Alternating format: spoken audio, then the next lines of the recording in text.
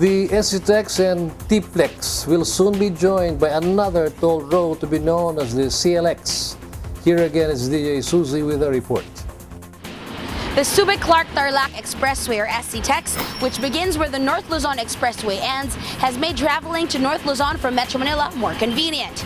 Motorists are now also enjoying the benefits offered by the Tarlac-Pangasinan-La Union Expressway, or the TPLEX. Another expressway is now planned to also connect to the network of tollways north of Metro Manila. This is the Central Luzon Link Expressway, or the CLLEX, which will connect with the TPLEX in Tarlac City to Cabanatuan City in Nueva Ecija, and later on to San Jose in the same province. The Department of Public Works and Highways has announced that it is tapping overseas loans and private resources to build the CLX, a 53-kilometer expressway linking Tarlac and Nueva Ecija. The first segment of the CLX connecting Tarlac City to Cabanatuan will be funded by a 15 billion loan from the Japan International Cooperation Agency. This will be bidded out and undertaken under government's public-private partnership initiative for the construction, operation, and maintenance of the 30-kilometer Segment 1. The DPWH said that after Segment 1 has been bidded out and construction begins, it will bid out Segment 2 of the CLX for the 23-kilometer stretch from Cabanatuan to San Jose.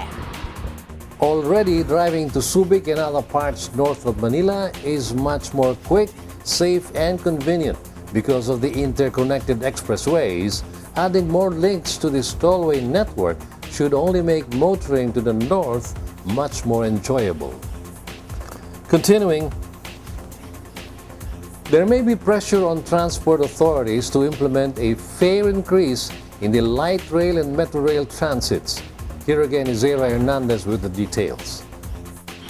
After assuring the public that any fare increase in the light rail and metro rail transits would be implemented after the improvements and upgrades to facilities, the trains and coaches and rail equipment were in place. Authorities were singing another tune.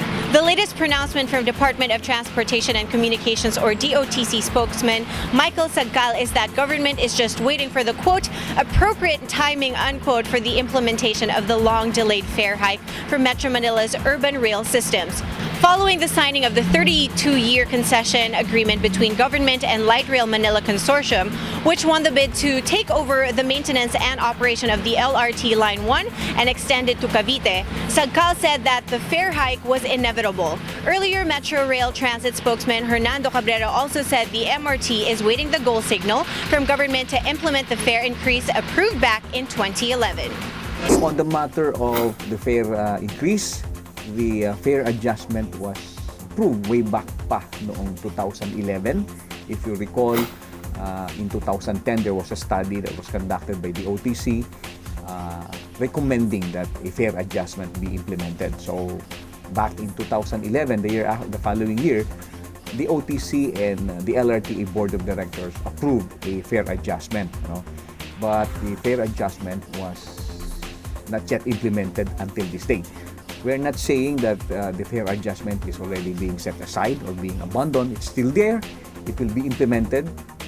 We are just waiting for the date when to implement the fare adjustment. And if I may go back, the fare adjustment that was approved in 2011 is 11 plus 1, meaning we will have a boarding fee of 11 pesos and then 1 peso for every kilometer.